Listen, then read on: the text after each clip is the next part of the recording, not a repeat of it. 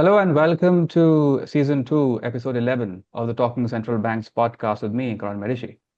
This platform is exclusively dedicated to everything central banking, monetary economics, and policy technicals for observers across the world.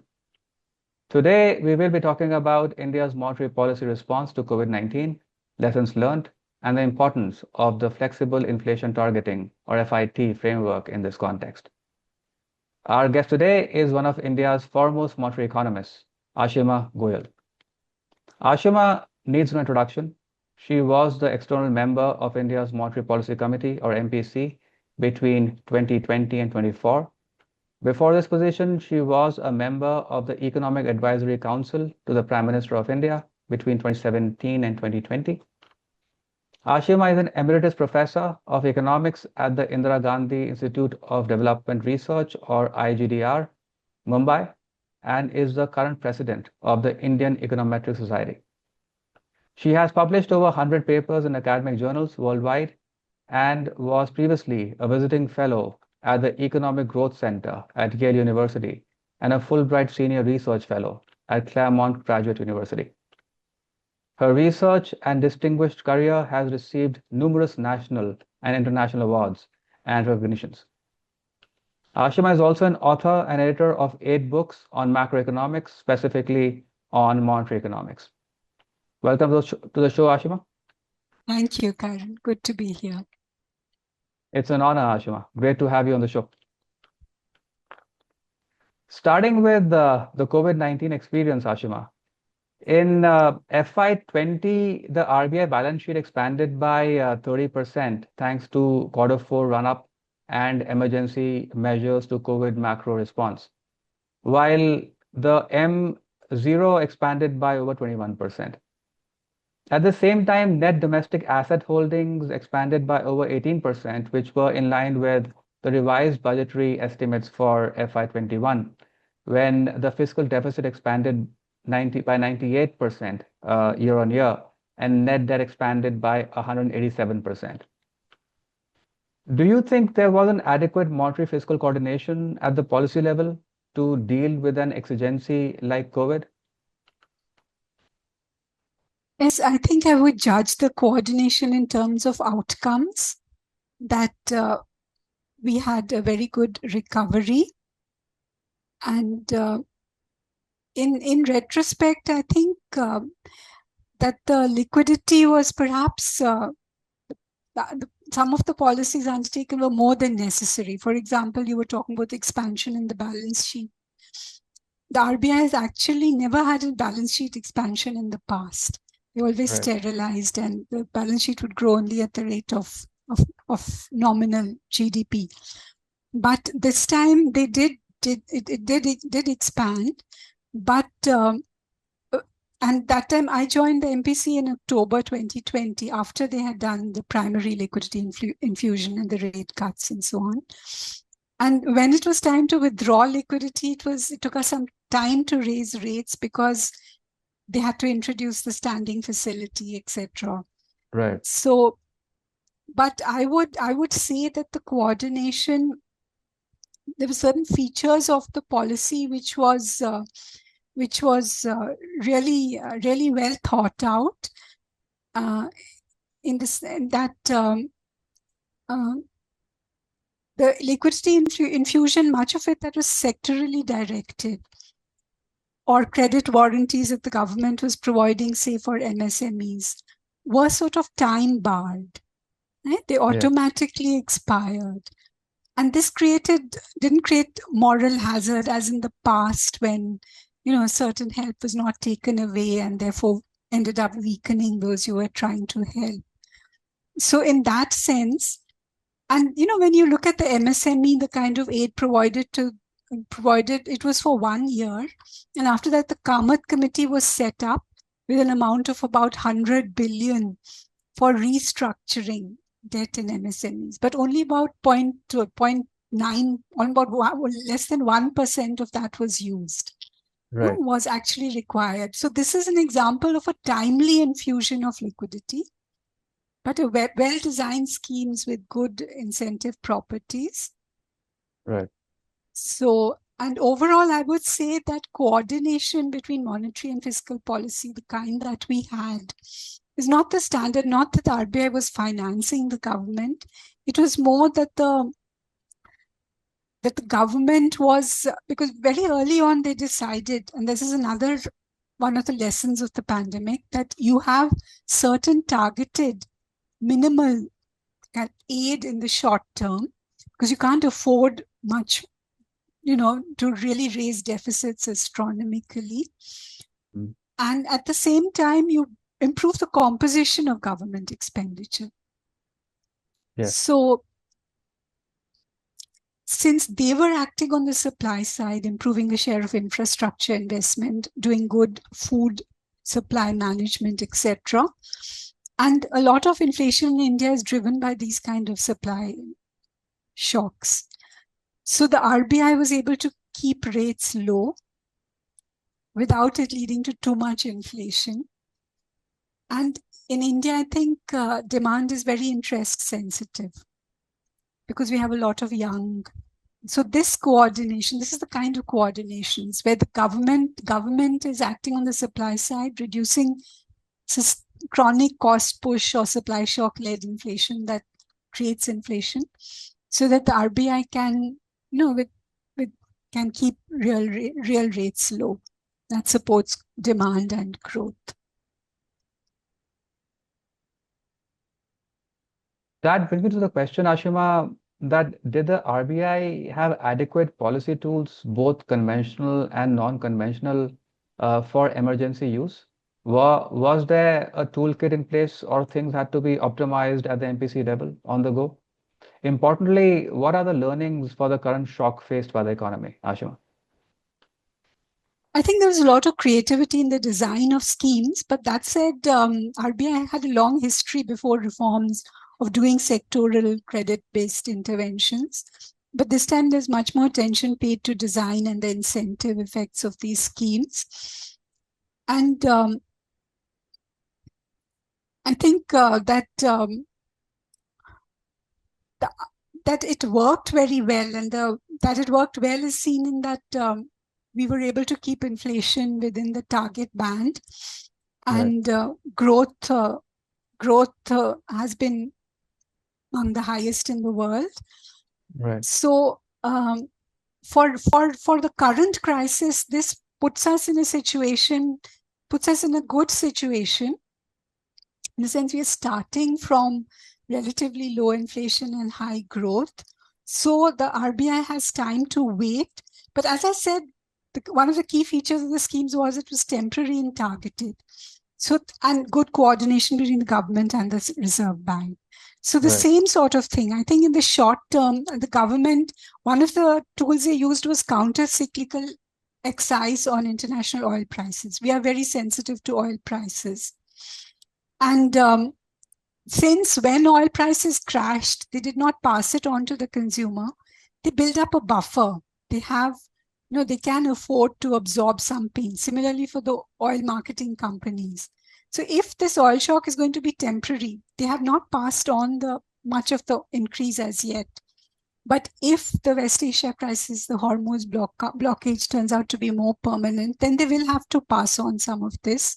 But at the same time, like in pandemic times, you act on sort of long-run reforms that help the supply side.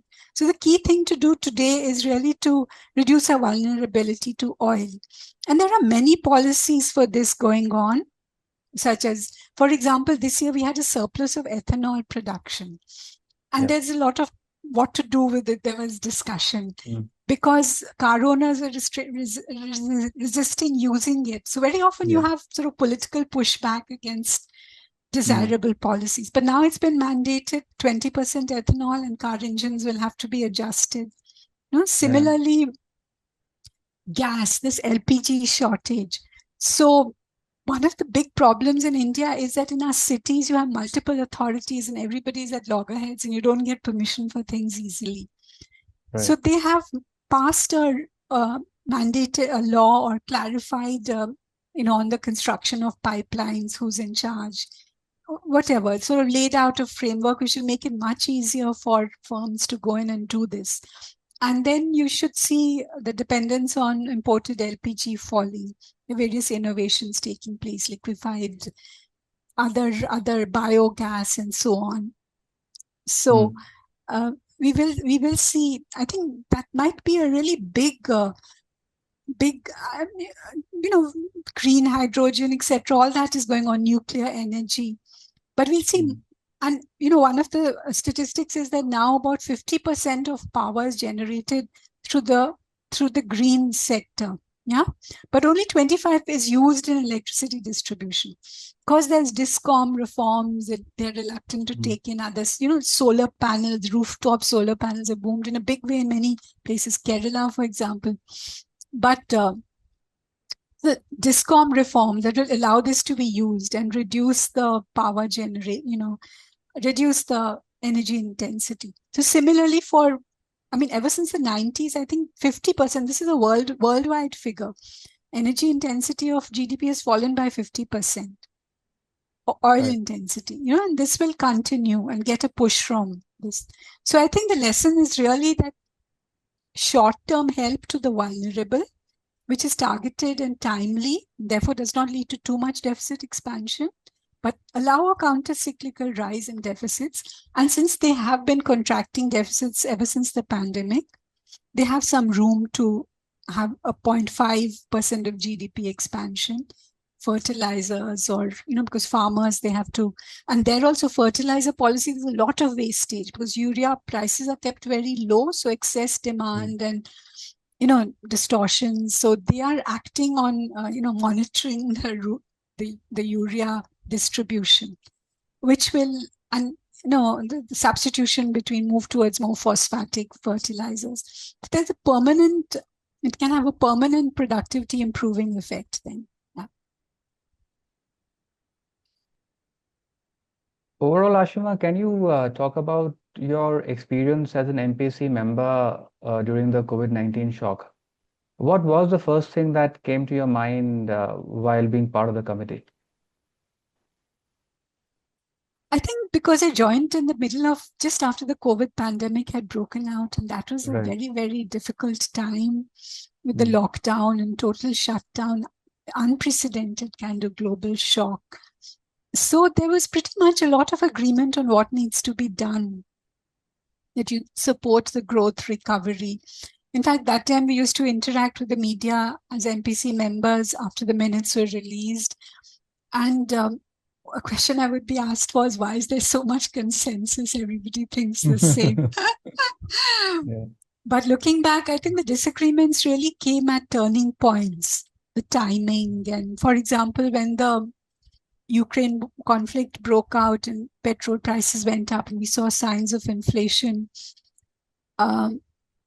some of us, the three external members, one was largely in alignment with RBI, but two of us wanted rates to start rising much earlier.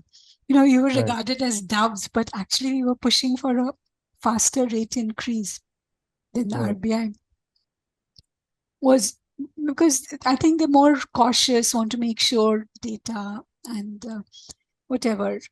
So similarly, to stop the raising of rates, I wanted them to stop at 6.25, but it eventually stopped at 6.5. So, and this way, the RBI was, at least in our term, was very open. It encouraged sort of media discussion, because, we felt it used to talk more to the media also because there was so much concern around COVID and the prospects for the economy. So to say that this is what policy is doing and we think how things will work out, etc. Right? So, but sometimes when there were these periods of disagreement, then you put out your logic in your minutes and in press discussion. I think that has an effect on because the MPC is really dominated by the RBI members. And whatever they decide, we have the majority. But those arguments are there in the open, and if it comes from the MPC, it has an effect. Yeah. So you thought that 6.25 would be enough to anchor inflation expectations over a longer term, Ashima, at that time? Yes, because, looking back at in 2024, we had our real rates went very high because, again, inflation was falling and your inflation forecasts were not capturing this. And we saw a cyclical sort of slowdown because this 2024 was election year, government spending stopped. Yeah. There was regulatory tightening, was MSME, there was sectoral, and we had supported this that, if you tighten in that sector, credit card and MSME lending and so on, or MFI lending, where there were some stresses, there were multiple loans and that sort of thing. So then you don't need to tighten at the macro level. But the majority view was that first because throughout this period, pandemic period, we've been keeping rates low for much of the period and supporting growth. And inflation with the Ukraine conflict had reached the upper bound. Right. So the view was the market, the people are saying this MPC is not concerned about that, is not really committed to the target, etc. So the dominant view in the MPC was we have to reach the target first before we start cutting. Right. And because of that, I believe the cutting was delayed. Real rates went up. We saw a slowdown in 2024 in the interest-sensitive sectors. And so in my view, 6.25, if we had stopped then, we would not have seen. I think one of the features of monetary policy before inflation targeting, and most emerging markets, we have a lot of shocks and volatilities, that very large movement in interest rates, the high exchange interest rate volatility, etc., and inflation volatility. So one of the things about inflation targeting is that average inflation has really fallen. And I think as a country, we have to get used to the fact that we can have lower interest rates. Yeah? Absolutely. I mean, so it takes time and that you need less variation, smaller variation will have the effect required. That because inflation volatility is lower, you don't need so much interest rate volatility. So I think that tendency to cut too much or raise too much I think we infused too much liquidity in the pandemic time, looking back. And until the standing facility was set up, it was difficult to withdraw all this and begin raising rates. So there's still that element of, and I think we raised too much. We didn't begin cutting soon enough and so on. And as the markets and so on gets mature, small changes have a larger effect. So. Very interesting, Ashima. So, Ashima, you mentioned in your much acclaimed EPW paper assessing Indian inflation targeting that macroeconomic policy was pro-cyclical in 2010s, but post COVID-19 it became counter-cyclical, as you mentioned previously. Can you talk about the factors affecting this transition, given the relative underperformance and eventual overperformance experienced by the economy, respectively? Yeah, I think that, again, this is a very common thing in emerging markets, that you have so many reforms you need to do, systems need to improve. So you take a developmental or a structural view. So I think in the 2010s, you were focused on introducing inflation targeting. And the belief was really that you need to keep rates high in order to for inflation targeting to begin to work, expectations to be anchored, etc. And also we were coming from a period of very high inflation, because the 2010s, after the global financial crisis, worldwide inflation was high. In India, it became really high and persisted for a long time. So again, that tendency to, just not to look at slowdown in output that is happening, because what happened, unfortunately, was just like happened at a much smaller scale in 2024, because we had these bank NPAs after overlending during the global financial crisis, and there was regulatory tightening. There was government was, the corruption and whatever. They were taking action against a lot of industrialists, and they were trying to reduce deficits that had been raised during the global financial crisis. So you had fiscal, monetary, liquidity, regulatory, everything together. And in 2019, for example, strains in the system, ILFS collapsed. There were outflows, some global issue from 2018. Right. Yeah, so liquidity really crashed. It was really bad. There was no liquidity in the market. And growth fell from 6.5 to, I think, 3.7 or something in 2019-20. Yeah. So this structural view, when you're not responding to what is happening in the market or other signals, you're focused on achieving your target or whatever. So being countercyclical means you are looking at information and responding as required, right? So I think this was because the pandemic was such a large shock, and after the lockdown and negative GDP growth, it was very clear that you had to support growth to come back. And that was found to be consistent with bringing inflation down also, despite in the first MPC term. And that was the other reason real rates went up very high, because oil prices crashed in 2014. Yeah? And so inflation also fell. But the view inside was that oil prices will rise again. You can't cut nominal rates. So real rates became really high. Yeah. And now in MPC2, you had oil prices rising in the Ukraine conflict. Actually, there's a very interesting chart I can show you which shows the kind of, let me see if I can share it. So anyway, that chart shows the huge volatility in WPI, which is affected by oil prices. They have a large weight in the wholesale prices. You can now share, Ashima. I've enabled the tool.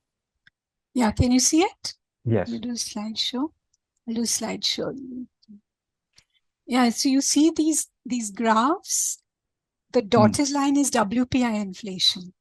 So you see this really large increase, right? This is in the MPC2 period, when I was in the MPC after October 2020, right?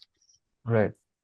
And in the prior to that, after 2014, there was this crash in oil prices. WPI inflation is really falling. But what you see is that headline inflation, which is what we were targeting, the dashed red line, the volatility is much below WPI. Yeah. Right. So it is something to do with the inflation targeting, anchoring, and the government supply side management, because food is a large share in headline inflation. Yeah. So I think the thing to note is that despite this really high oil price rise in oil prices and continuing volatility, we were able to bring inflation down, and the volatility in CPI is much lower than that in WPI. Right. Yeah. Especially core inflation, Ashima, that's pretty stable over the years. Yes. And core inflation also, the volatility has come down or it's decreased. I think that is the key issue. Like sometimes if you ask that people on the face of it, they will say in the first MPC term after 2016, inflation really came down. Headline inflation averaged 4%. So they were more successful in anchoring inflation or bringing inflation to the target. Well, in our case, headline inflation crossed 6% in that year of the Ukraine war. But you see that core inflation, which is the trend, because headline is volatile. Core inflation fell much lower, reached a lifetime low of, I think, 3.07 in June 24. Right. And ever since that, the last so many months, it's been low, below around 3%, between 3 and 4%, especially if you take out gold. Even now, it's very low. So this is the more credible inflation anchoring, because it's the firms who are setting prices, core inflation. Core inflation is demand determined. Yeah. My headline is supply, affected by supply vagaries, oil shocks, food price fluctuations. And so for this to come down, suggests that really, and actually I've done some research which shows that the pass-through of commodity shocks, you see this huge variation in WPI. So, and we know that during the pandemic, supply chains were snarled. Firms were not getting inputs. The prices had really gone up.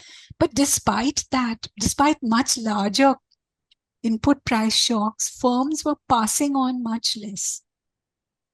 And this might have something to do with the expectations being anchored at a lower inflation rate. So, do you think the twin balance sheet problem, as it was called before the pandemic hit, do you think households were not really expecting their demand to go up for white goods, cars, motorcycles, etc.? Because the credit growth, as you mentioned, slowed down before the pandemic, and the economy was anyway growing at. This was not the pandemic; it was the ILFS, the Infrastructure Leasing and Finance Company. Their failure. They had, and the way the regulators reacted after that, instead of, because there was general lack of confidence in NBFCs, and a lot of household credit comes from non-bank financial sector, and they have no liquidity line in our system. Only banks can borrow from the RBI. Correct. Yes. And the response to all this was more tightening, and credit just collapsed in the economy. This was before the pandemic hit, actually. It was 2019-20. Yes. And I think that sort of had a negative implication on household expectations as far as demand growth was concerned, right? Even after the pandemic was managed well by the but in the this government period, and the you see, RBI. core inflation stayed quite high. Didn't really fall. January 20, you see that it did rise. It was and core inflation also, to the extent it did fall, it was reflecting the oil price collapse and so on. But there seems to be no correlation between core and WPI post-pandemic, right? I mean, very different story coming out here. No, I mean, core did go up when WPI was very high, but after that it came down. And despite, so in the earlier MPC, the first period of inflation targeting, you had negative WPI inflation throughout, or low. Right. While in this, after the pandemic, in the Ukraine war, it became large and positive. But core inflation did not rise as much. But partly it is that oil has a lower weight in the headline CPI. And so headline CPI didn't rise. And core inflation was quite high in October 18. You see the blue line? Core CPI? Yes. Headline was low because of WPI and so on, but core was quite high. But core became much lower this later period of inflation time. So it seems that the pent-up demand actually came down sometime in the first quarter of calendar year 23. That's when the core inflation is sort of normalizing.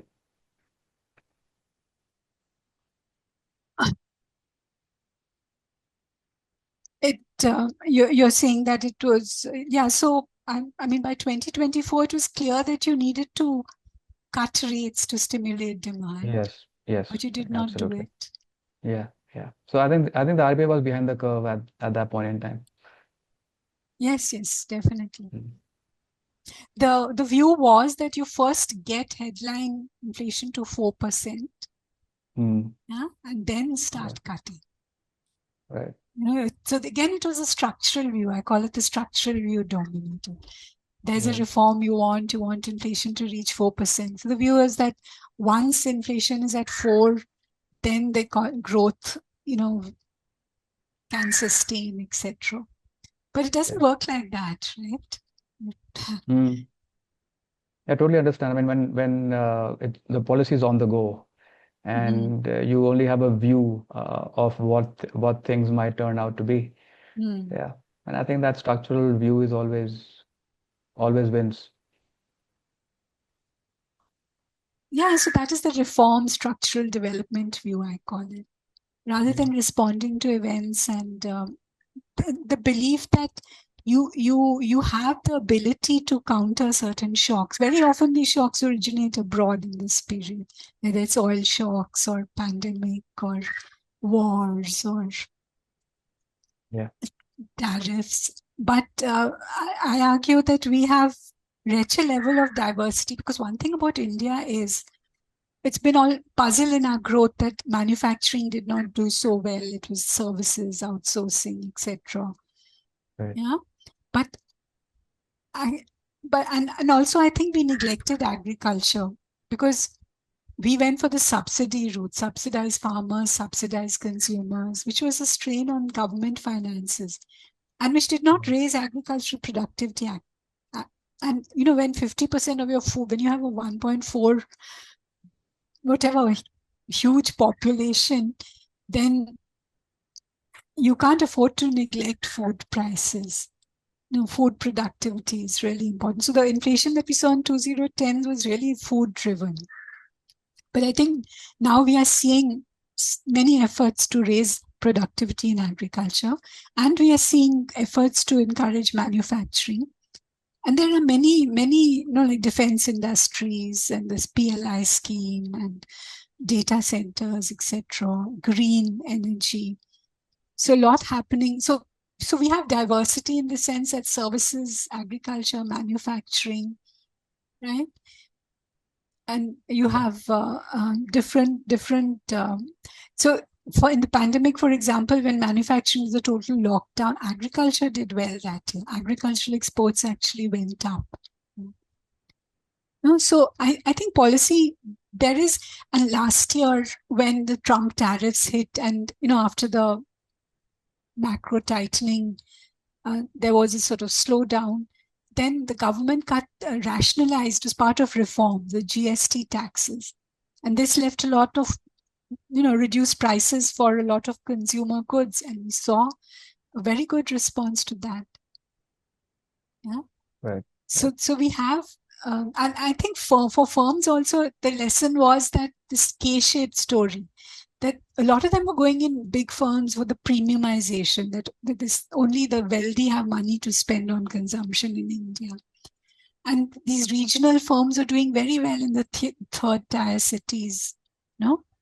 They were investing and growing there. But this GST showed that the demand is there if the price is right. India is a price sensitive market. Correct. And as a result, I think many, for levers, for example, they shifted from a price to a volume-based strategy. And they were going to focus on growing at least as much as India's GDP. And I think the results suggest they're showing much better volume growth over the last year. Very interesting, Ashima. So the importance of government expenditure in the Indian economy, by the way, Ashima, is well proven and has a historical precedent. This is in the context of solving the supply constraint problem that we just discussed about. Since interest payment cost plays a primary role in government's willingness to do capex, wouldn't counter-cyclical interventions under the FIT framework distort the macroeconomic policies that in turn ensure employment maximization and price stability in the economy? So when I say counter-cyclical, I have a specific interpretation or understanding of it in mind, which is linked to the kind of shocks we face in India. And here, because a lot of, as I said, supply shocks are largely responsible for inflation, cost push inflation. So therefore, government spending, which is on the supply side, which is reducing bottlenecks, which is improving food agricultural productivity, as I said, or food management in the short term, or improving infrastructure, etc., etc. So then this is decreasing some of the cost increase that comes from the bottlenecks and supply side restrictions that we face. And if this kind of, as I said, there was a there's short-term and long-term policies. Short-term is things like countercyclical oil prices and so on. Yeah. Right. So if this is happening, then even under inflation targeting, and overall, there's a move towards reducing deficits. Deficits did rise in the pandemic, but after that, the path was one of the very few countries that were reducing. So the stimulus was more from the composition of expenditure. Yeah. And then the MPC has the confidence to, that inflation is coming down, and conditional on inflation being in their target band, they can keep repo rates lower. And lower real rates stimulate demand and growth in the economy. Yeah. So that is the way this coordination is consistent with increasing growth, as raising employment, as well as reducing inflation. Right. So Ashima, if I understand correctly, fiscal monetary policies becoming counter-cyclical in a steady state would mean growth is sacrificed. Maybe suggesting that the monetary side is acting faster than actually required without adequate data to reach a conclusion. Keen to know your thoughts on that. Actually, my view really is that an economy like India is very far from a steady state. Right. So you don't have, a kind of demand-led output movement, which is sometimes negative, sometimes positive output gap. It's more that you are on a catch-up or a transitional growth path. You have large unemployment or underemployment. People need to move. All countries that are developed have moved labor from agriculture to more productive kinds of, and our demography, we have so many young people who are looking for better jobs. So it's more about if the development or the fiscal policies, reforms are able to remove certain bottlenecks that prevent the economy growing, and these bottlenecks manifest in higher inflation. Yeah. Right. So if they're doing enough there, so inflation is lower. The odd things like very lot of inefficiencies in policy. I don't have time to go into all that. Some of those inefficiencies are being removed, right? Then you can grow and raise employment and raise productivity, which raises incomes and demand, right? So what I very often say is that you're inferring potential output or potential growth from inflation. Right. Now, if the set of policies is keeping inflation at what is a socially acceptable, the target is set by the government, which is an elected government. So that is the political consensus. And if inflation is around that band, then you can afford to stimulate growth, whatever your policy levers that stimulate growth, because that is sustainable growth. So it's not that you have a fixed steady state growth, which is set by the rate of growth of population or technology or something, as it is in a mature economy. Yeah? Right. Ashima, you also think that post the GFC over stimulus as part of the G20 coordinated macro response widened the twin deficits in the 2010s. This eventually led to monetary, fiscal, and regulatory tightening, slowing down the economy in the pre-COVID era. And we did discuss about this previously. Can you explain this experience in detail?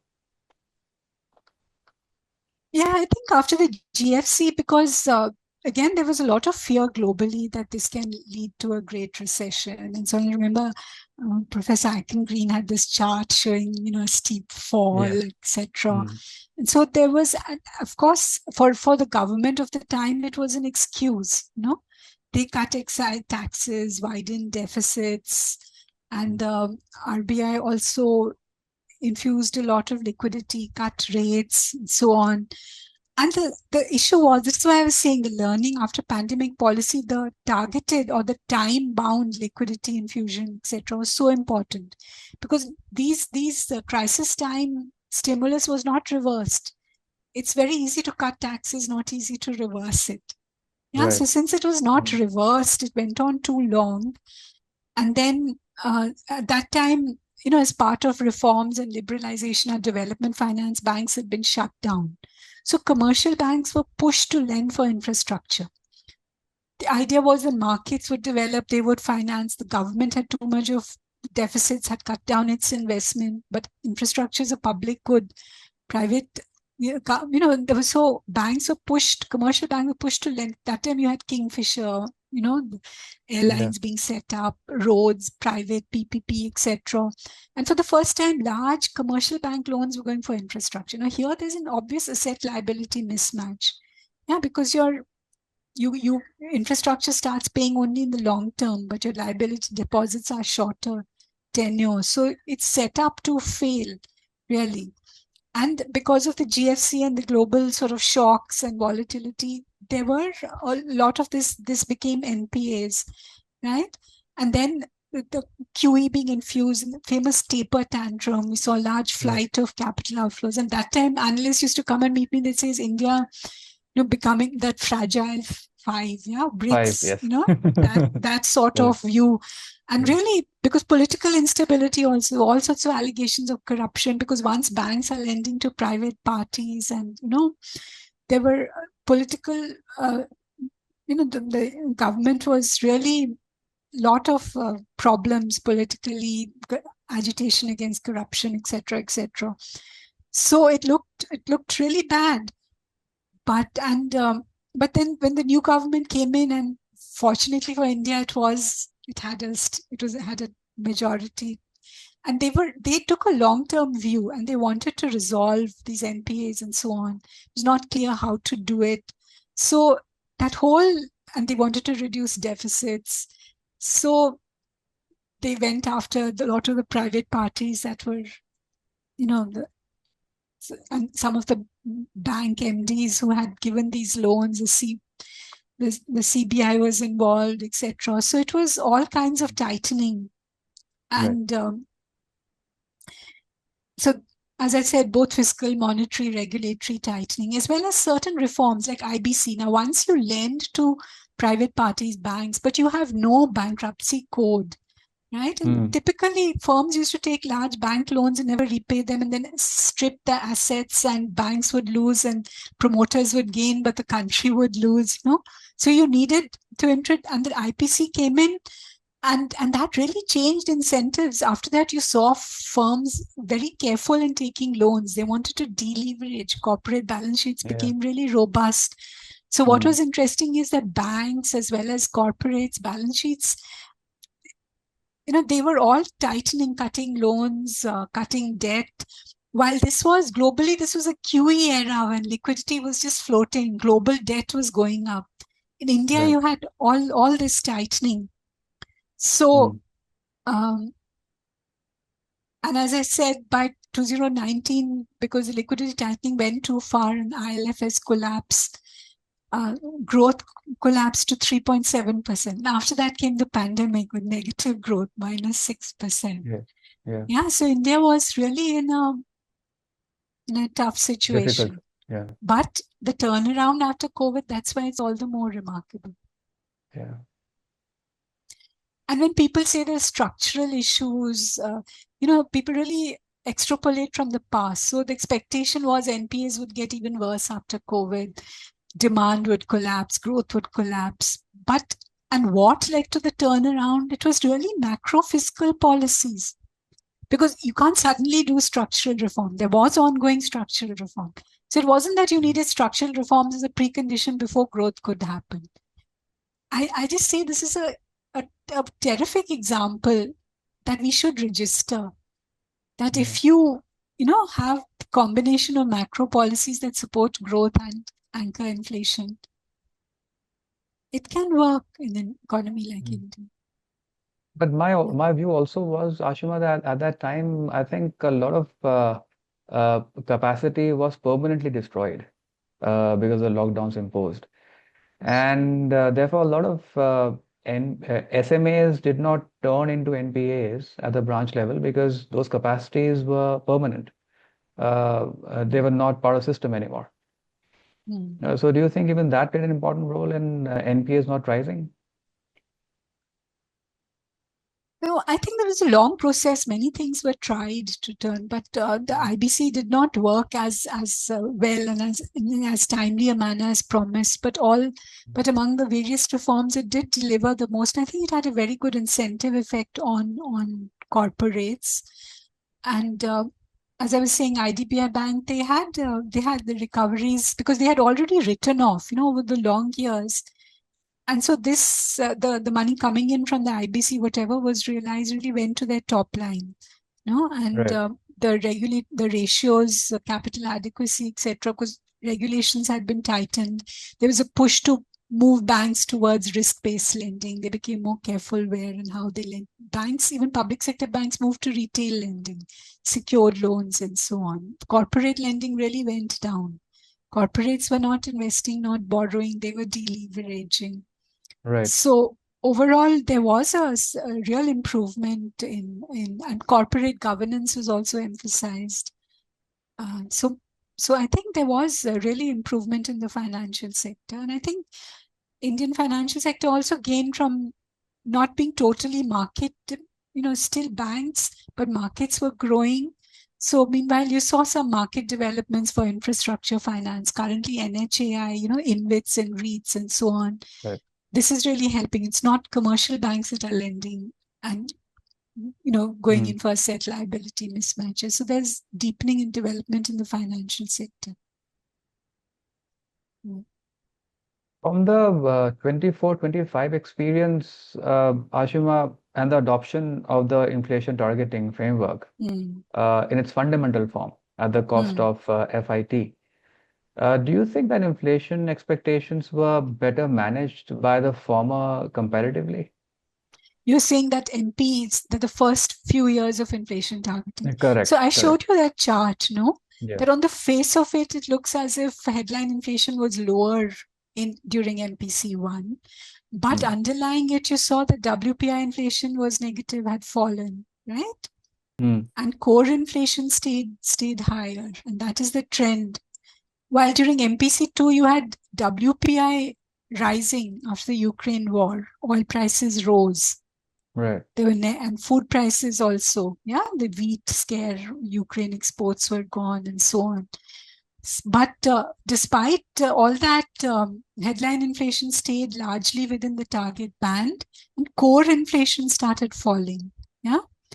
Right. So it looks as if the anchoring effect was stronger. I say that it is really a success of inflation targeting because experience showed that inflation targeting, a lot of people said that the first few years, the target was achieved because oil prices fell. But the second time the target was largely achieved, we ended at the target, but throughout we stayed within the band largely. So tolerance band. And core inflation really came down below the target. So inflation targeting succeeded under negative supply shocks, which is very important. Okay. You also argue, Ashima, that India's potential growth is no longer linked to global macroeconomic conditions due to domestic diversity, as you call them. And therefore, policy must adapt to structure and adjust to changing circumstances. Therefore, can I say that it can be understood that FIT offers a better fit in the Indian context as compared to IT in its fundamental form? Yeah, actually, the MOU that the RBI has with the finance ministry is for flexible inflation targeting. And flexibility is built in all kinds of ways. For example, the MPC has 3 quarters in which to reach the target. They can exceed the target for 2.5 quarters as long as it comes down, right? And other such, and this is built in So you have that band also. 4% is your target, but the band is 2% on either side. So 2 to 6%, the tolerance band. Yeah. And this is deliberately built in because in an emerging market like India, you have large cost shocks, supply shocks, and that can lead to sort of temporary movements in inflation. So give room to adjust without really hurting growth, etc. Yeah. Right. And, because after the Ukraine war, worldwide pandemic, supply chain snarls, Ukraine, the advanced economies also had very high inflation, much beyond their targets. So, for us during 23, I think, or 22, when the Ukraine war hit, for 3 quarters, our inflation did exceed 6%, slightly above. And we had to write a letter, the MPC to the government explaining Right. why. And this was the first time such a letter was being written. And we were looking for a model and so we looked, they brought out model letters from the UK, the Bank of England, and they were writing letters every month because they don't have this, they don't have 3 quarters and etc. So if you don't have that flexibility and you are in a period of supply shocks, this was a time when the whole world realized how supply shocks affect inflation. Normally it's emerging markets that have to deal more with them because they are more dominant, have a larger weight in inflation, etc. Yeah. So I definitely, and I'm saying that India is maturing and becoming more diverse so that the impact of these supply shocks is falling. Yeah. So currently this agreement is for a period of some years. After that, this year there was a rethink, there was a lot of national discussion. How should the target be changed? Should the bands be changed, etc. But the consensus was that it should continue. For present, we need this much flexibility. In the cyclical versus structural debate surrounding FIT, Ashima, given that India is a supply constrained economy, as you just mentioned, and the fact that output gap is mostly positive, what, in your opinion, is the best fit for India in the post-COVID-19 phase when a level of supply destruction has already occurred due to the imposed lockdowns? So, as I was saying, I understand both structural and cyclical differently in India. In a sense, since we have underemployment, yeah, and as long as the supply bottlenecks are being resolved sufficiently that inflation stays within this tolerance band, you can afford to stimulate the economy, right? So, as I say, the potential output is inferred from inflation, and you're moving towards lower. As we saw in those charts, the average inflation has fallen over the inflation targeting years. Yeah. So you're moving to lower levels of nominal interest and you're keeping real rates at a level that stimulates demand as long as you're within that tolerance band. So I would say that you are smoothing because we've seen most emerging markets have had to battle with a huge number of shocks coming from outside, apart from your own monsoon or whatever failures. And this Ukraine war, given our dependence on oil, it was after the pandemic and global supply chain snarls, and now the Middle East war. So when I say greater diversity, and if we can, currently inflation is below the target, we have some space, right, to absorb, and energy intensity has gone down. So we can watch, that. And as I was saying, that industry should be more confident that the volatility is going to be less. We have enough domestic tools and space to try and moderate these external shocks and keep growth going. Because even if growth is almost 7% expected, it comes down to 6%, that's not stagflation. Even during the Ukraine war, for 1 year, as I said, 3 quarters inflation was high. Growth did fall about 1-2% below the previous year, but it was still high. And the next year it had shot up to 9% and so on.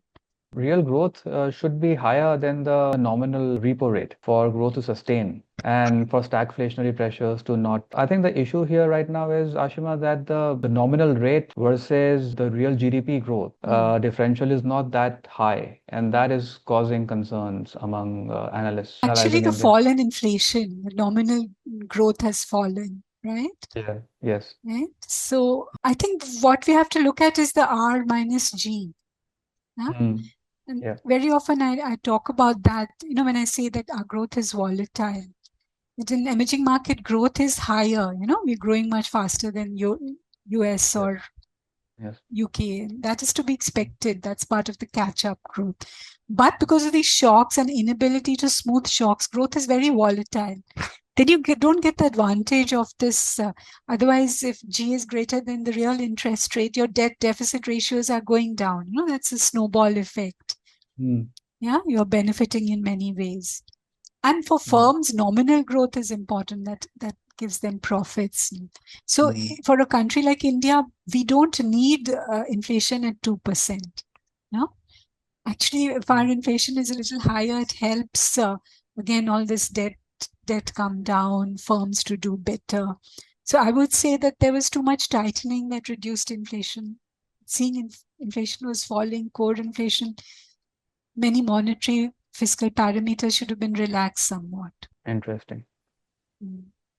Ashima, your research suggests that effective communication is the key in the FIT regime so as to reduce cost push inflation for firms. This is because for a credible FIT, inflation expectations must be anchored at all costs. Can you talk more about this from your COVID-19 experience, especially given the background that forward guidance as a policy directive is often ignored in the Indian context? I think the most again, I have some research pieces which show that, and I think even there are who is that there's a Ukrainian economist has been writing about this, that where there is high volatility in inflation, there's more attention paid to what the central bank says. Mm-hmm. And sort of my research was making the point that where information is thin and hierarchy, a lot of attention is paid to inflation volatility. If inflation is steady at 2%, nobody's worried about inflation or who's setting repo rates and so on, right? So there's a lot of attention paid to what the central bank says. And therefore, the expectation channel is much more effective. If you're communicating, right? And I think that we saw core inflation come down and headline also over the inflation targeting years. And normally the literature says that in emerging markets, it takes very long and, large output sacrifice to establish inflation expectations. But and that is why in the first MPC regime, they were keeping rates higher. They thought that's required to establish. Yeah. But so major communication, if once you've adopted inflation targeting, you have a target. You're saying inflation is expected to come to 4%, to be around 4%. This is much lower than the 8-10% it averaged in the past decade. Yeah. So that is a major communication which is going out, right? And so the credibility is more about that you are going to respond if inflation, you have this tolerance band. And as we responded in the MPC when it exceeded that 6%, that is what builds the credibility. So we can keep the repo rate lower only if there is action, supply side action, yeah? And you don't have excess demand, yeah? Because there's enough expansion on the supply side. So that is where the credibility comes from. That the inflation targeting regime is being taken seriously, and the target is 4%, and therefore inflation should. I think a lot of regulatory prices have been saying this. The Committee of Agricultural Costs and Price, Commission of Agricultural Costs and Prices, the kind of price increases that you give farmers. Okay, some relative prices can go up higher, but average. Rental contracts, maids, many nominal sort of wage. It builds in inflation at 10%. Realize that inflation is 4% now. No, then that second round effects that all that contributes to anchoring inflation expectation. That makes it credible. Right. And forward-looking guidance actually is very difficult to do when you have a lot of shocks. Yeah. But that's true for the Indian context, right? Ashima, I mean, the way the Indian inflation trajectory has been going, it seems the shocks have been quite perennial. So I always say that what you need in the early pandemic years, it was forward-looking because you said that policy will stay accommodative until growth recovers, no, which is an event-based guidance. But after that, when you are facing these kind of, say, the Middle East war, and you don't know how long it's going to last, how persistent an oil price increase will be, etc. Then what you need to communicate is the structure in which you are thinking and how incoming data affects your forecast. So it is forward-looking in the sense you're communicating forecasts, right? And you're explaining how data changes forecasts and therefore what action you take, right? But it is data-based and structure-based. So the new data is going to be acting in a structure, giving you forecasts based on which you act. Yeah? Right. So inflation targeting is inherently forward-looking, but your guidance has to, even I think the US Fed is saying that now, that our guidance is data-based, yeah? Incoming data. Yeah. Right? During COVID-19 macroeconomic volatility, Ashima, you had argued that the neutral interest rate, the NIR, or the natural real rate, was 1%, which was essential for the FIT regime to function effectively. And that it can be a good parameter to assess whether the economy is performing well. The question, therefore, is that what is the mechanics of subtracting the headline inflation number with a 1-year T-bill yield to derive that 1% number without a functional Philip curve in India? Also, is there any historical precedent or a theoretical origin to this derivation? So under inflation targeting, it helps to have, I think the trouble very often is that the RBI is interacting more with markets and banks, and they are focused on the nominal rate. That is what affects them. Right. While for the household, the real sector, it is the real rate, which affects demand and so on. And ultimately, you want to affect the real sector. And so, and even for the market, if you have some guidance on a real rate, it helps them to forecast what you're going to do. So it's useful for them. So for all these reasons, and also historically, because of the inflation volatility and inability to forecast properly, you had very large variations in the real rate, both ex ante and ex post, even forward looking and current. And normally those periods, as I said, in 2019, this happened, oil 18-19, oil prices had collapsed, you didn't cut to the repo rate, and and we saw growth fall. 2024, this happened. Again, I have a chart on this real rate. Just a minute. Is it? Yeah, just. So I think the reason I say 1% is more that you need a low positive real rate, because a lot of the international literature argues that because emerging markets have higher growth, you need higher, the neutral real rate is higher in emerging markets. I don't think that's the case, because this is about absorbing underutilized labor, no? Yeah. And so I have a DSGE model, which is published in Economic Modeling, where it derive a neutral real rate for a dual economy, and you show that where you have a large sort of low income sector, that tends to reduce the natural rate. So have you enabled it? Should I share? Yes, Ashima, you can.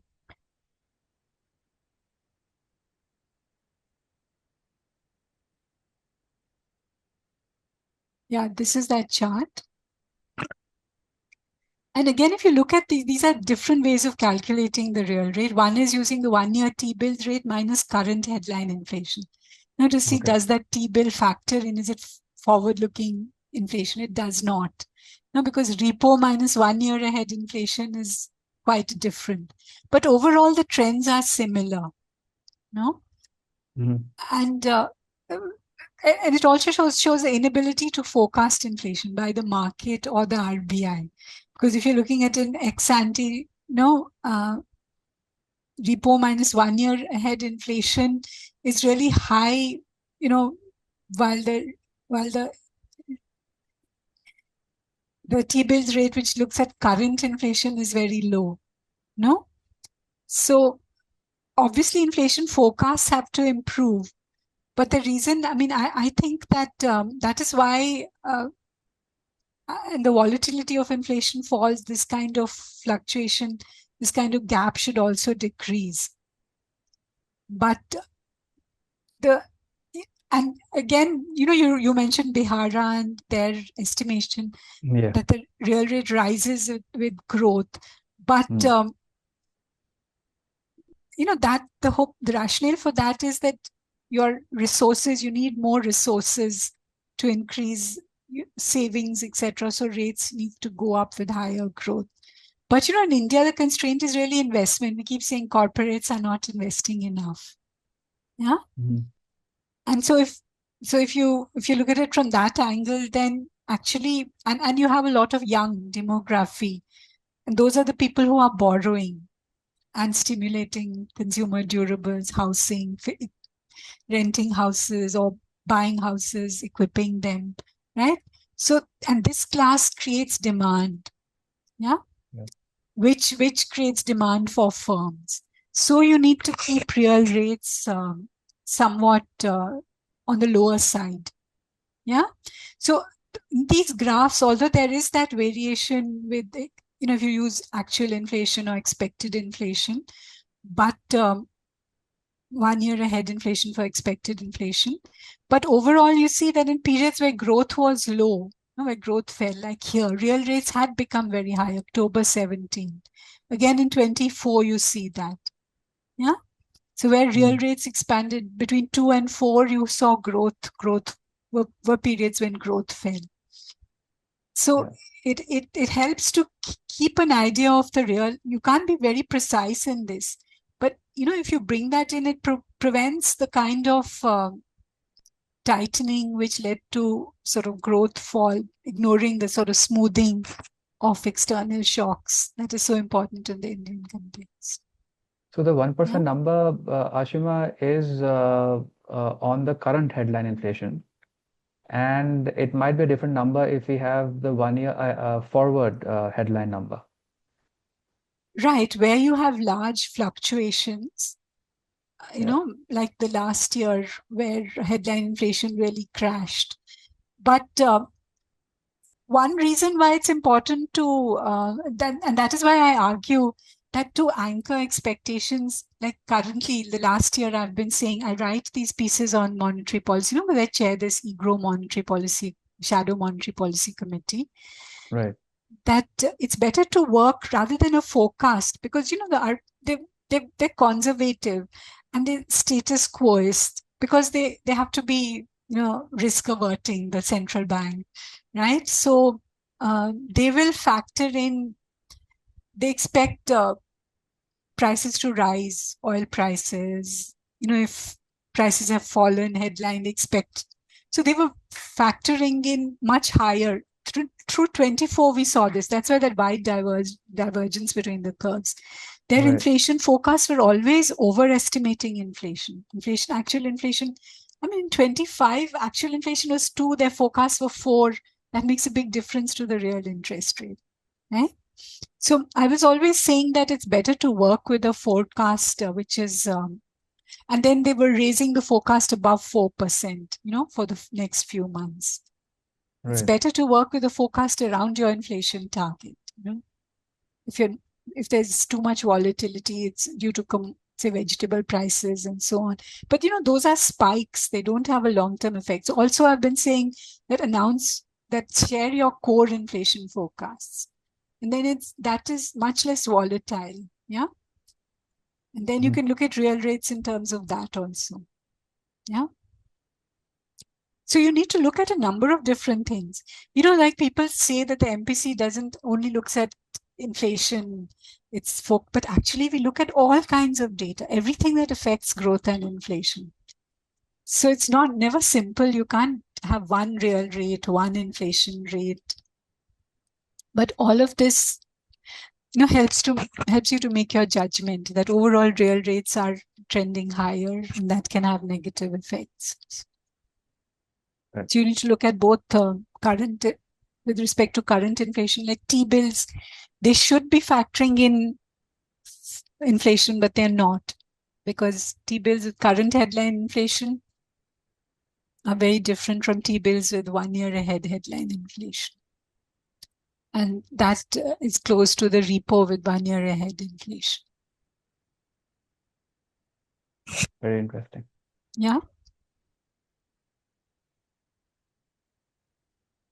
On the question pertaining to R star for India, Ashima, it is possible to achieve this via the Lovak-Williams method for the derivation of parameters.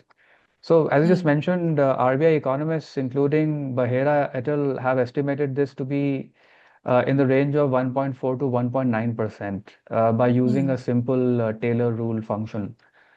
My own research, Ashima, suggests that the R star for India is around 1.67% over a 6-year period. And the real rate averaged around 1.96%, and that is suggesting a differential of around 29 or 30 bips. Given this background, do you think that the RBI should officially consider having a standard R star for India? As I said, it is one input. Like I think Behara et al. In their paper, they are very careful to emphasize that there are a lot of problems in estimating R star and cannot be precise. But as I said, I see it more as that in the Indian context, you need to have it low. It should not exceed, because then it's much above 1%, or between 2 and 4. You in the past, you've really seen negative effects on growth. Yeah. But also, as I was saying, when you bring in dual economy effects, and recently with a student, we tried that paper. I'll soon put it in the public domain. It's not public yet. But we tried to replicate the Behara estimation. And you were saying the Phillips curve is not stable. Actually, there are a lot of estimates of the Phillips curve in India.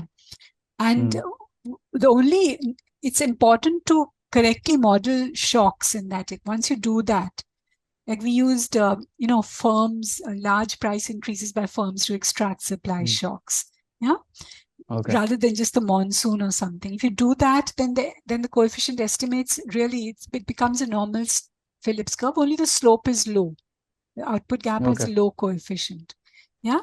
So their estimation uses a Phillips curve and the LW method, and they impose certain priors and so on. So we replicated it. And when you bring in dual economy features such as underemployment or share of population in agriculture, etc., that reduces the R star below what they estimate, right? And then the other thing is they impose priors on R star, smoothing or priors. So we also did this Beveridge-Nelson decomposition, which is just data-based, without imposing priors. And that shows much lower R star and shows output gap is always negative. No? Oh, really? Okay. That actual output is less than potential. Yeah. If it's an employment-based potential, that makes sense. So what we tried this LW estimation without imposing a prior for need. Just let it be thrown up by the empirically estimated Phillips curve and so on.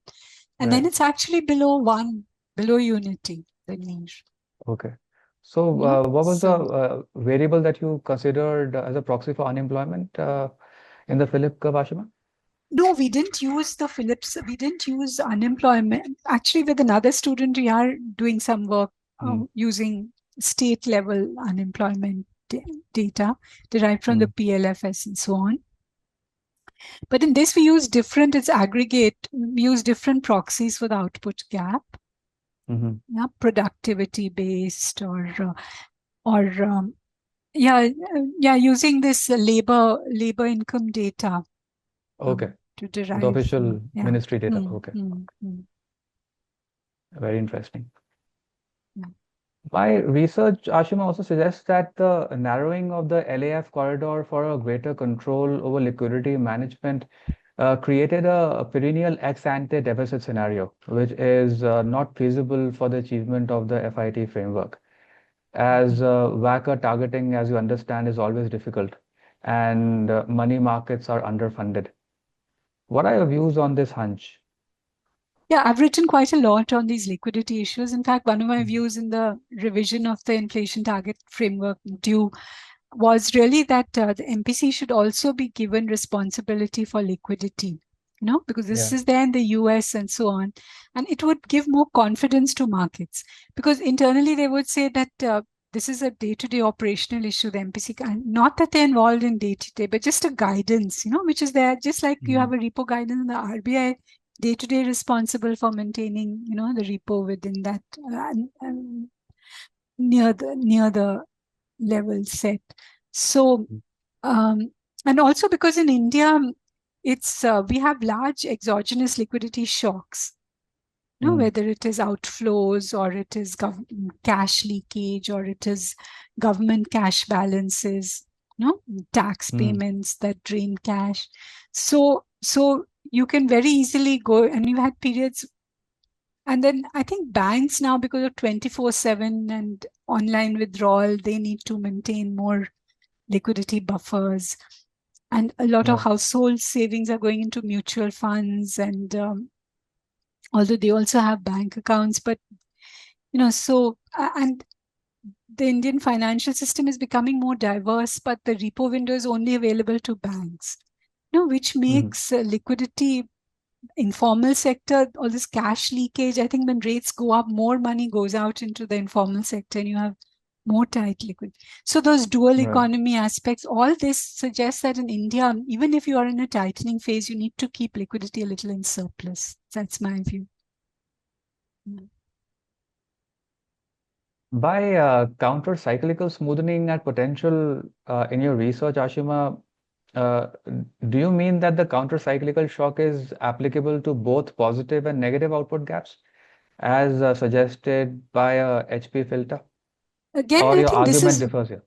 Yeah. yeah, again, this is the standard way when you're a mature economy at a steady state and you can have Mm. negative and positive, Yeah. excess demand or under less than potential output. But in the Indian cases, I've argued it's more about reaching a potential, which is growing.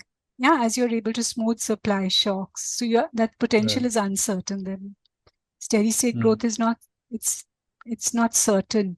It's more Mm. what policy can enable, right? And you judge what it is by seeing that your macro parameters are well behaved, whether it's credit growth or inflation.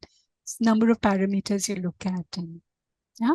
So and because you're subject to a lot of external shocks, what can you do to smooth them? We discussed this earlier, not that short-term Yeah. relief, but long-term reform that reduces the vulnerabilities. Yeah. So in a non-Bayesian Philip curve, where Mm. you do not actually have priors, then it would be a much better way of assessing whether the output gap is actually, showing the correct picture of where the economy is at, because there's so much volatility in the potential. We don't really have a potential that is growing at a certain level. So there are many this LW method, because you can have that Mm. stack up problem and so on. So you need to impose some Mm. kind of priors in that, right? Mm. But otherwise, normal estimations, as I said, they find that my own estimations, for example, that the slope is low, it's flat, the aggregate supply, but it's subject to those shocks. Yeah. Right. So it's more, I think policy is more about as this increasing diversity reduces the impact of shocks. Yeah. Right.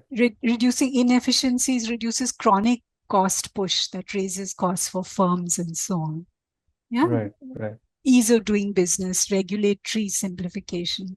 All those are examples of reforms that actually reduce the costs of doing business. Yeah. So this is not something that you can estimate in a Phillips. I mean, so this is something that you judge in the system as a whole. Yeah. Right, right, right. Yeah, it's more of a, I think it's not just based on models, I think. Yes, It's you can't. yeah. They help definitely. Mm. Like this near, you can't just rely on that, but it does help you if you have the idea that it needs to be around or below 1. Then when it's rising towards 2, it's a danger signal, right? Exactly. Mm. Given the rupee depreciation due to reverse currency carry trades, thanks to divergent rate strategies among emerging markets, how relevant, Ashima, is UIP for the stability of the Indian rupee? Also, what can the RBI do at this stage as per the FIT framework?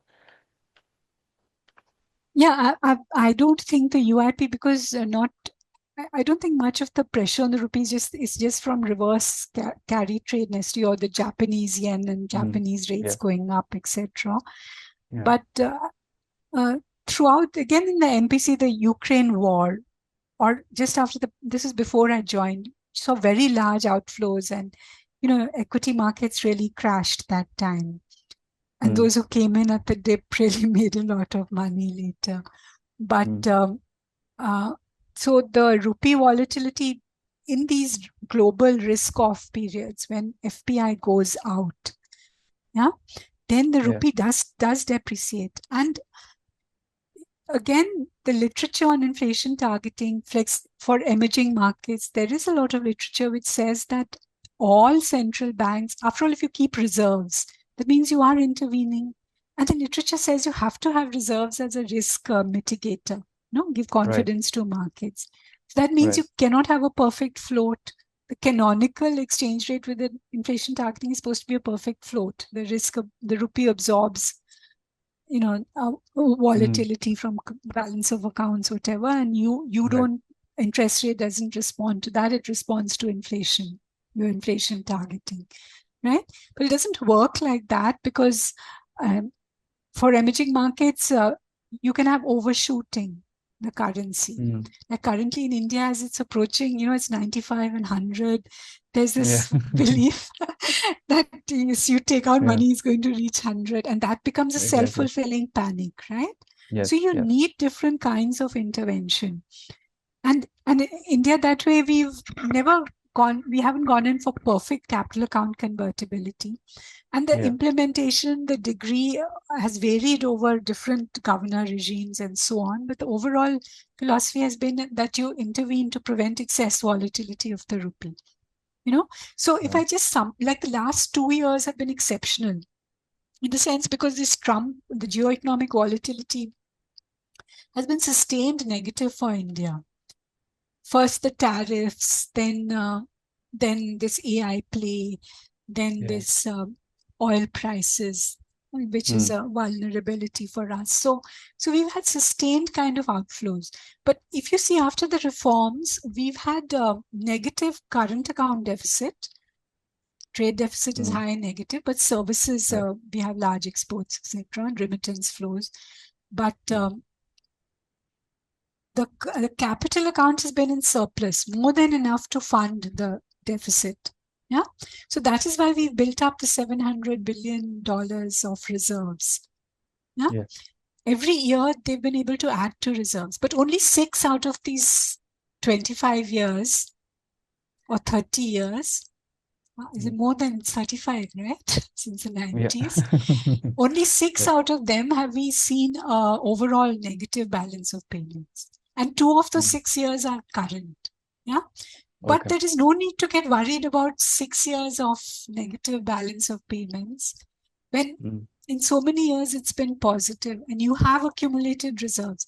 So the issue was that I found markets were too anchored on the US Fed, whether it is the repo, whether the Fed is raising or cutting, or UIP, the gap, and therefore, mm, if the US Fed rate is not raised, you can't raise yours. Otherwise, you can't cut yours. Whatever it is, that gap.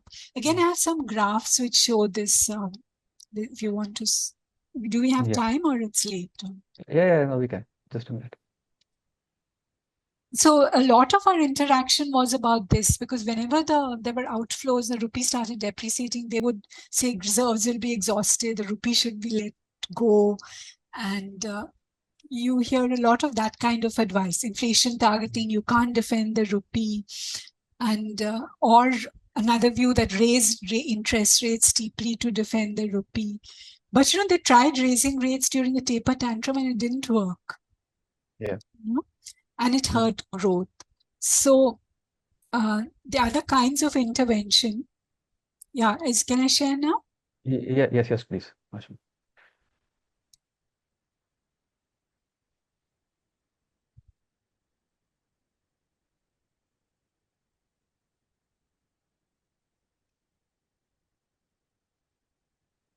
It seems to be stuck.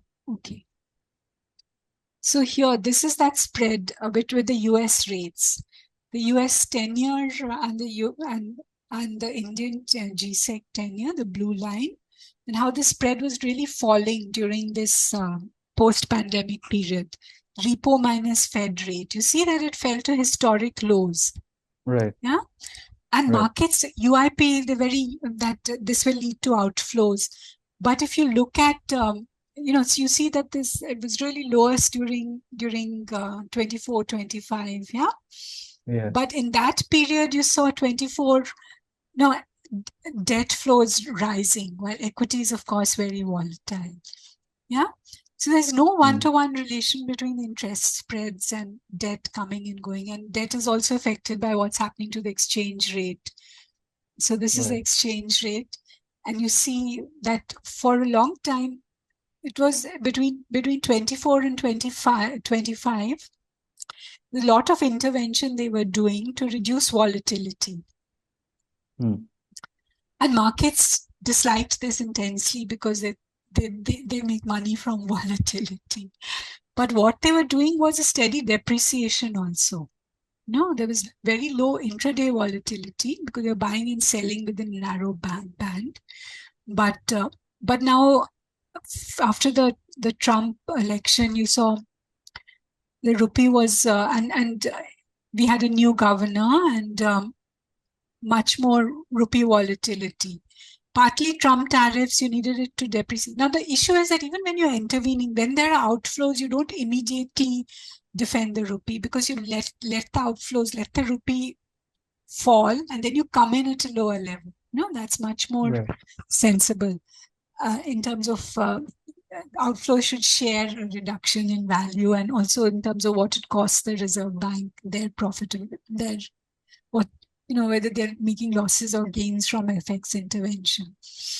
Yeah. So if you see from this, the effect on the real effective exchange rate, one of the features of the real is that it's normally come to 100. And again, some research I've done and so on shows that 100 is a reasonable equilibrium level, tends to revert there. And during this the Raghuram period, for example, he really believed that FPI has to get a good return in the rupee matters. He used to intervene quite a bit. And you actually saw real appreciation. It appreciated much above 100, 2016, 17. But normally, whether after that, if there's where the inflation adjusts or the nominal rate adjusts, you see this is the real effective exchange rate with 40 country export-based weights. So, but in this 25, 26, we've seen a very large real depreciation. And so this is in January 26, it had reached 92.66. If 100 is equilibrium, So you would actually expect it to appreciate. And whether that appreciation comes through inflation or through nominal appreciation, don't know. But the market's interpretation is that because oil price volatility, oil price vulnerability, FPI outflows, the rupee is going to continue to depreciate. Yeah? So if we consider the 15-16 base year, Ashima, then we are right where the rear is pointing at, right? At this point in time? Yeah, this is the 15-16 year. So we are actually we've fallen even lower than this because we're now in April. This stops in January. So we were this low in times of, we really felt this low in times of crisis, 13, 14, 08, 09. We've probably reached that again. And you see, every time there was a recovery, an appreciation after that. Yeah. Partly from nominal appreciation, partly from inflation being higher, right? So actually markets should expect a reversal, but they expect continuing depreciation. And this excess volatility hurts exporters because our exports are competitive. They can't pass through. They have to share the gains of a cheaper rupee. While commodity imports, it's immediately passed through. So oil prices, we have to pay much more when the rupee falls. Yeah. So this UIP, and we really need, I think, the communication angle. For example, if the Reserve Bank would communicate this, that it normally reverts to 100, it's much depreciated. I think that might, because markets are just, and the BOP being in overall deficit in 6 years out of 30, right? But overall, we have reserves and it's always reverted. And India's long-term growth story is intact. So markets tend to overreact in the short term and get carried away by short-term risks. Even this AI story, because in India, and a lot of, I believe, most technological change throughout the world, the major productivity gains have come from application. So in India, there's this big move to apply AI to health, education, to further inclusion using our DPI, our digital public infrastructure. There was this, and that is expected to really raise productivity. So, and the developments in AI models also, it's about refining, distilling, developing small language models that are trained on your database, so they're cheaper to run also. So there is a positive AI story in India. There was a meet in Delhi, in February, where these kind of things were highlighted. But for foreign investors, as you're saying, they don't seem to be. They seem to have preconceptions that don't look at all these factors, which suggests that markets have overpriced risk in India. It's overcorrected, whether it's the FX market or equity. As I'm saying, you can see in the past, whenever it's dipped to the 90s and so on, it's reverted. We're already in the 90s. And so we should see a reversion. And this Hormuz Strait and the oil price vulnerability. Currently, there's a lot of uncertainty regarding that. But the RBI has a number of different intervention measures. They have a lot of data, So, for example, what really worked during the taper tantrum was taking OMC dollar demand out of the market, having a special window for them. They've done that again through the state bank and so on, right? And then they can do things like, bringing in more inflows. Raghuram Rajan had done through the banks, right? Through the NRI deposits. And they have many, many different things they can do. So I don't think, and they have started intervening, I think through 25, because what happened in 2025 was that the dollar was depreciating, and normally other currencies appreciate. The rupee should have appreciated, but it was depreciating because of the Trump tariff and because intervention had been paused, more market determined, and markets were worried. So it has already over depreciated through 25. Now in 26, that's continuing, leading to definite over depreciation. Very so interesting. if markets are at all concerned about fundamental values, they should realize you're very far from fundamental. Yep. Yeah. And I think it's showing a positive. Yeah, that is why I think one should talk about real rates. But after all, these are the real rates that affect, say, trade or exports and imports and so on. But as I said, a real depreciation doesn't really help Indian exporters that much, and it increases the cost of our imports. Yeah.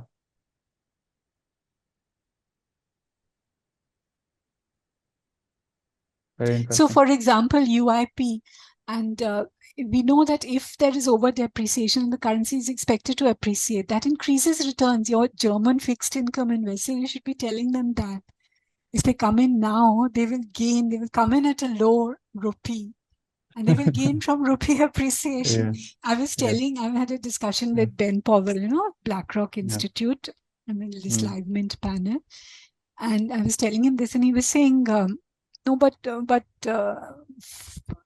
investors, foreign investors are cowards. Theory tells us you should come in when low, but they want to come in when they see a reversal, when they're confident that it's. But markets move so fast. By the time it's a reversal, you'll have lost the opportunity. Right? Generally, Same investors thing are with skeptical. equity. About emerging markets.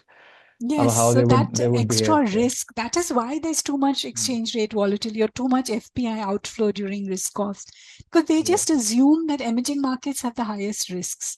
But actually, a lot of the policies we are doing are sort of more long-term and productivity enhancing, right? Compared to many of the policies that US is currently doing. So risk is actually, I've been saying, is underpriced in the US and overpriced in India. Yeah. Agree.